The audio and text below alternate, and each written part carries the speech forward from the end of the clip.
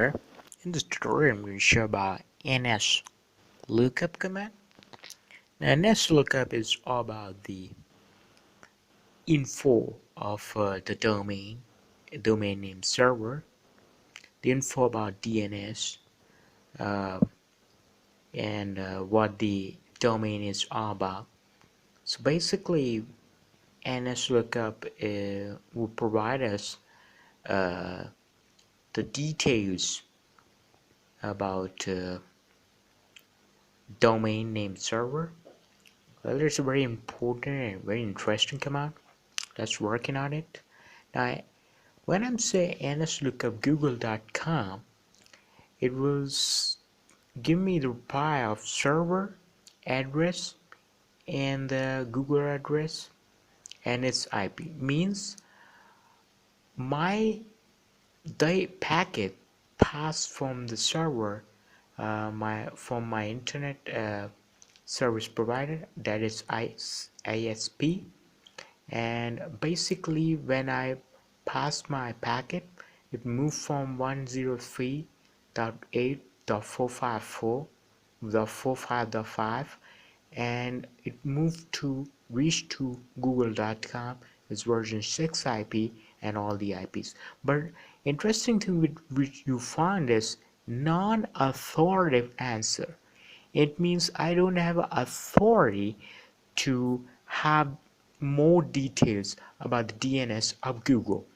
Now when I give a command nslookup and tries to uh, explore my own made domain, that is nslookup space techengineer.live, and because I have two NIC card, one of my NIC says server is unknown because one of my NIC is communicating with internet, which is public IP, and my domain is not available in public, so hence it's saying unknown. But my second NIC says that the name is techengineer.live and its address is this, but it didn't give me the answer of non-authoritative. Because I have authority, I can utilize the details about the DNS. I can very easily work on it. But to get the authority to know about DNS, we must have the power to work on it. Means first I need to transfer the zone. So I goes to DNS server, here the forward lookup zone, and have to transfer the zone. Allow my server or my computer to get the details about DNS. So I'm just transferring the zone, nothing else. We already discussed about how it works. Now back to our DNS, back to our uh,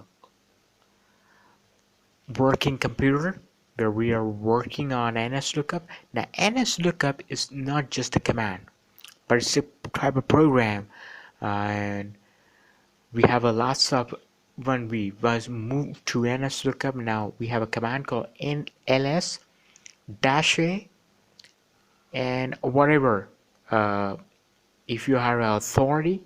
Now I want to know the canonical name CNAME of techengineer.live domain, which is made by me.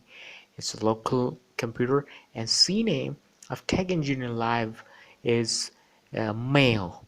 Now if you see, a name means alias name, and if I try to ping with testserver.techengineer.live, which is the main name, it's big name like www.google.com, www.facebook.com. This is the whole uh, uh, name of the uh, host name of of my domain. Now because I made it an alias, I made a CNAME, canonical name, then it should ping with mail.techengineer.live. So it's pinging with both. You can see IP address is same, but because I made an alias name, it should be well, you can implemented both the address in different form. Like one can be utilized a private network and one can be utilized a public network. It depends upon if you bought a domain from a public network or from the ISP or not. Now the second command is ls -d tech engine light, and well, it provides the whole scheme of my DNS, like start for 40 SOA, like a alias name server, SRV. So it will provide the whole thing, and CNAME, canonical name. It will provide the details, and well, you can took those details in a text document also. So this is what it's all about: SRV, CNAME, SOA. You can catch those at mm, text document also. So just pull one error mark and made it to a text file. Oops, needs to give a space there. Here we go. So the whole details which I found in the command will now be available in a text document. So it's very important, but the same way it can be caught and can be hacked. Anything can happen, but because particular DNS have authority, that I have authority just to access the data on my DNS, so I can took from the server. So by sitting in one remote computer, I'm able to get the details of my primary DNS server. Now another command will be very important, like ls-t, and particularly ports, if you want to know, like uh, per any form. So give it a command. uh, nope, it's wrong. I think it's -t, and then mx will known as mail server. So the command will be ls space -t. So look, mail server, I don't have a mail server, hence it's say unknown.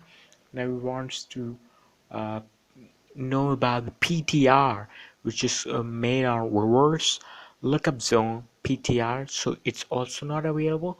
So it's basically about what is available on DNS. So it's according to it. Now CNAME -t. So CNAME is available.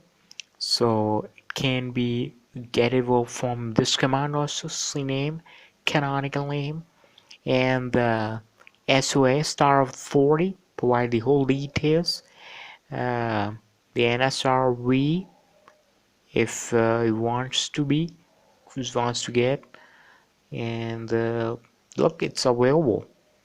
So this is what the tutorials are about the.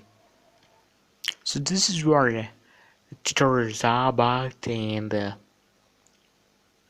it goes primary, and basically this is what the whole information about the CNAME and the look star 40, the whole process, the whole details is available, and name server, and you will find much more detail about the like name server, what's the name server of this DNS, and what is the host and alias. So basically the whole details is available remotely to another computer if these if the if zone transfer is enable, you can able to get the whole information of the DNS from other computer.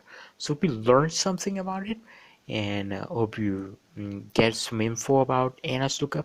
Thanks for watching.